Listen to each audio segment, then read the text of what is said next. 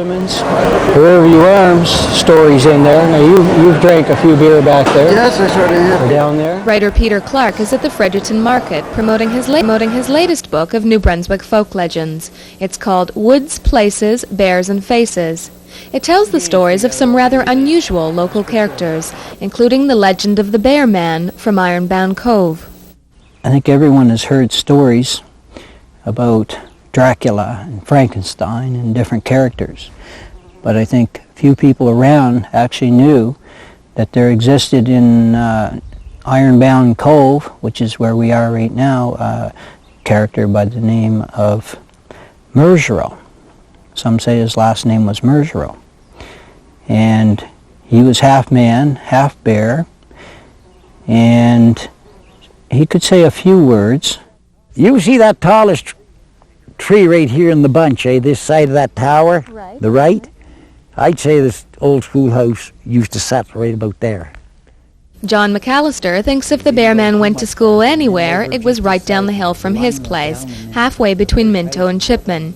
He says his father grew up with the Bearman. Marshall, he caught a bear, and, well, I suppose the bear was maybe froze in the fall or whenever it was. I don't know when the young lad was born, but he come home and stood it up again the door, and then who for her to come to open the door? She come and it fell right in at her feet.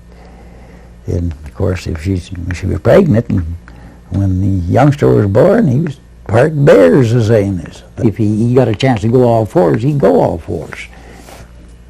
If no one seen him, but if he thought anyone seen him, he'd get up and walk. Here's some articles I found on the Bearman. Orvilla Bartlett is the editor of the Grand Lake Mirror.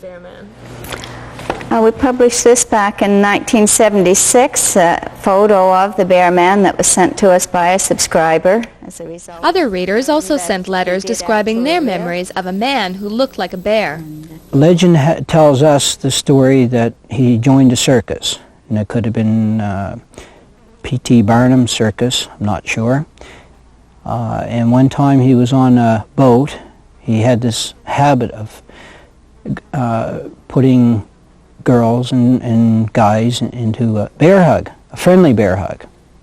And back in the 1850s, men brandished pistols for protection, and the lady screamed, and her husband came to the rescue and shot the Bearman. And the headlines of the time read, "Tragic ending to the kind and gentle Bearman."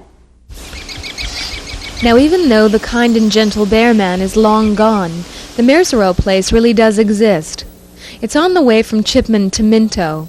The driveway is old and crumbling, but the wheel ruts are still there. The buildings may be grown over, and the timbers rotted, but at least writer Peter Clark has saved the story of the Bearman for future generations. Shelley Hunter, CBC News, Ironbound Cove.